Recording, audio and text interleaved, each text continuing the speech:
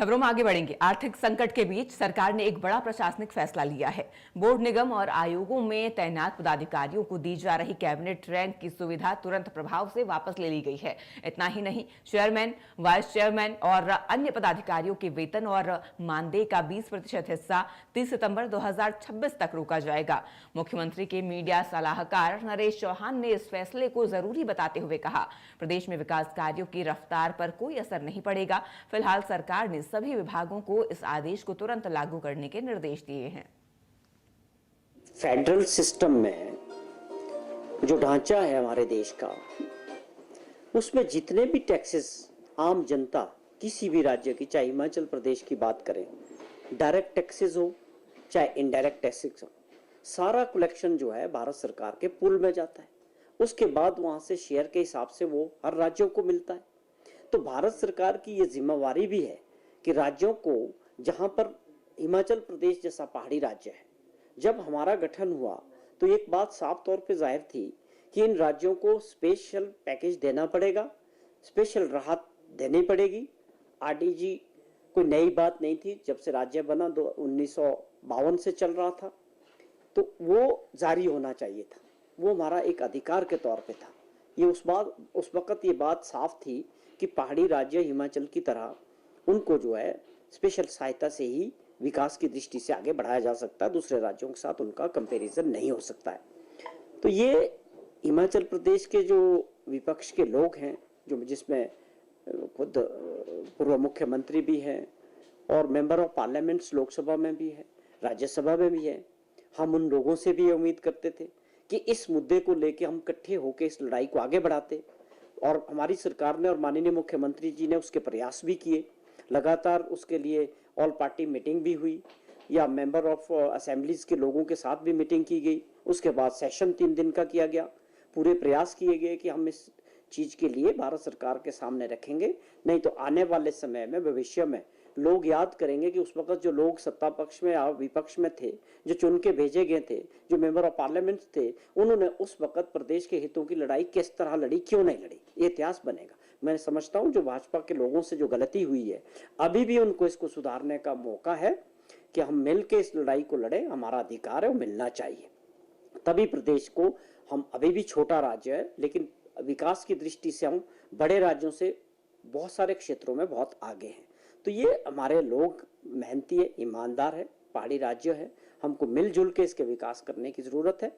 तो मैं आज के इस फैसले को माननीय मुख्यमंत्री जी को इस संदर्भ में देखता हूं कि उन्होंने जो प्रयास किया है, प्रदेश की अर्थव्यवस्था को मजबूत करने का जो बीड़ा उन्होंने पहले दिन से उठाया था, उसमें सीरीज ऑफ बड़े फैसले लिए गए थे, जिसमें शराब के ठेकों को नीलामी को लेके, या एक प्राइवेट कंपनी का 5 स्टार होटल को वापस सरकार के साथ और प्रदेश के लोगों के लिए, या पावर प्रोजेक्ट्स में 12% से 18% शेयर की लड़ाई लड़ना, और बहुत सारे ऐसे फैसले थे जो जिसकी वजह से हमारी आर्थिक स्थिति में सुधार हुआ है। और आरडीजी ग्रांट बंद होने के बावजूद प्रदेश की विकास की जो गति है उसको रुकने नहीं देंगे, उसमें तेजी लाएंगे। और इस तरह के फैसले जो है, जहां भी प्रदेश का खजाने को जोड़ने का काम है, लोगों का फजूल के जो खर्चे हैं वो कम करने का जो प्रयास है, ये आगे जारी रहेंगे। साहब, कल जिस तरीके से राज्यसभा के चुनाव हरियाणा में हुए, इसको लेकर क्या कहेंगे आप? जो बोर्ड निगमों के चेयरमैन हैं और इस तरह की जो कैबिनेट रैंक दी उन्होंने वापस लिया है, क्या कहेंगे इसको लेकर? क्या जो हिमाचल सरकार है आत्मनिर्भर की ओर बढ़ रही है?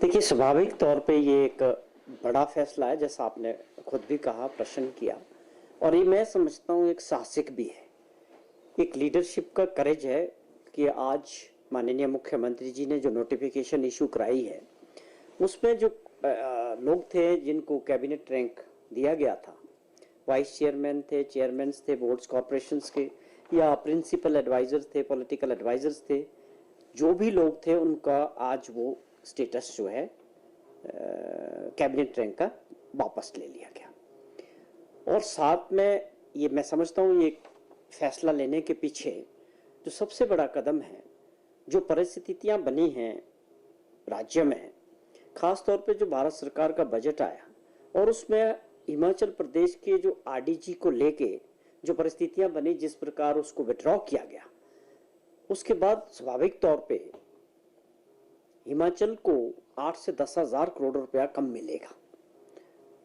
मुझे लगता है कि माननीय मुख्यमंत्री जी ने एक बात को अलग है कि उस लड़ाई को भारत सरकार के साथ अधिकारों की लड़ाई है, हिमाचल प्रदेश के लोगों के अधिकारों से जोड़ के, उसको हम जारी रखेंगे लगातार और प्रयास करेंगे कि उसमें चाहे सत्ता पक्ष हो विपक्ष हो, सब मिलके अपने अधिकारों के लिए भारत सरकार से उसकी बात करते रहेंगे। लेकिन एक मुख्यमंत्री प्रदेश के फाइनेंस मिनिस्टर भी हैं, उस नजरिए से उनको इमीडिएटली जो अपने उस कमी की वजह से वो बोझ जो है हिमाचल प्रदेश के आम नागरिक पर ना पड़े, मुझे लगता उस वजह से आज ये एक बहुत बड़ा फैसला लिया गया है कि इसका सीधा सा काम है कि खर्चों को प्रयास किया गया कि कम किया जाए। जो एक सरकारी खर्चे होते हैं उसको कम करने का प्रयास, और जैसे रिसोर्स मोबिलाइजेशन की बात थी कि प्रदेश की आर्थिक स्थिति को ठीक करने के लिए लगातार मुख्यमंत्री जी ने बहुत सारे ऐसे फैसले किए जिससे हमारे खजाने में पैसा बढ़ा है।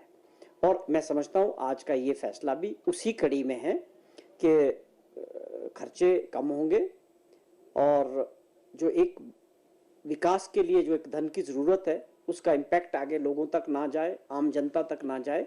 तो ये मैं समझता हूँ एक बहुत अच्छा प्रयास किया है। और साथ में 20% जो इन लोगों की सैलरीज है उसमें भी अभी 30/9/2026 तक उसको भी रोका गया है। तो ये ऐसे प्रयास हैं जो आज की परिस्थितियों में जो बनी हैं, आरडीजी ग्रांट बंद होने के बाद अपने खजाने को ठीक करने के लिए मुझे लगता है कि एक बहुत बड़ा साहसिक कदम माननीय मुख्यमंत्री जी ने लिया है। और आने वाले समय में और भी बहुत सारे ऐसे फैसले होंगे जिससे कहीं भी जो फिजूल खर्ची या खफायत के साथ खर्चों को कम किया जा सके, और दूसरे नए ऐसे काम जिससे जो है खजाने में प्रदेश सरकार के पैसा आए। तो उस दृष्टि से मैं समझता हूँ ये प्रदेश हित में लिया गया बहुत बड़ा फैसला आज का है माननीय मुख्यमंत्री जी ने लिया। राज्यसभा का जो चुनाव है आपने 2 वर्ष पहले हिमाचल में भी देखा कि किस प्रकार ये एक ट्रेंड बन गया है पूरे देश के अंदर कि राज्यसभा के चुनाव के दौरान जो भारत सरकार का रोल रहता है वो बड़ा लोकतंत्र को कमजोर करने वाला है और इससे कोई बड़ा अच्छा मैसेज नहीं जाता है। ये बड़े स्वाभाविक तरीके से होना चाहिए कि किसके पास कितनी मेजॉरिटी है, लेकिन उसके बावजूद इसमें धन बल का मिसयूज, पावर का मिसयूज करके इन्फ्लुएंस करने का जो प्रयास किया जाता है वो दुर्भाग्यपूर्ण है किसी के लिए भी, वो लोकतंत्र के लिए किसी तरह से भी अच्छा नहीं है। लेकिन ये लोग सत्ता के नशे में हैं। हरियाणा में फिर से वही हुआ, 37 लोग जो है कांग्रेस के पास थे, दूसरी सीट उनकी आनी तय थी, लेकिन आप समझे क्यों उनको हिमाचल लाना पड़ा, क्यों ऐसी परिस्थितियां हुई। हमें आज इस तरह चीज पे गौर करने की जरूरत है कि हम किस दिशा में आगे बढ़ रहे हैं, ये कौन सा लोकतंत्र है ऐसा। तो लेकिन जो कुछ हुआ, पूरी रात वहां ड्रामा चलता रहा। सुबह 3 बजे के करीब जो है उस रिजल्ट को डिक्लेयर किया गया, जब इंटरवेंशन हुआ इलेक्शन कमीशन ऑफ इंडिया से, और हमारे नेताओं ने खूब उसमें उनके लिए मेल डाले, मैसेजेस भेजे कि ये बिल्कुल गलत हो रहा है। 4 वोट उसमें अनवैलिड कर दिए गए और 5 लोगों के साथ डील की गई। तो अल्टीमेटली जो जीत हुई है, कांग्रेस पार्टी का उम्मीदवार जीता है। मैं उनको बधाई देता हूं और उन सभी नेताओं को, एमएलएस को, जिन्होंने पूरा डटे रहे और पूरा मुकाबला किया इस बात का, मैं सबको बधाई देता हूं कि लोकतंत्र को जितना भी आप कमजोर करने की कोशिश करोगे, दबाने की कोशिश करोगे, हिंदुस्तान में लोकतंत्र खत्म होने वाला नहीं। देखिए,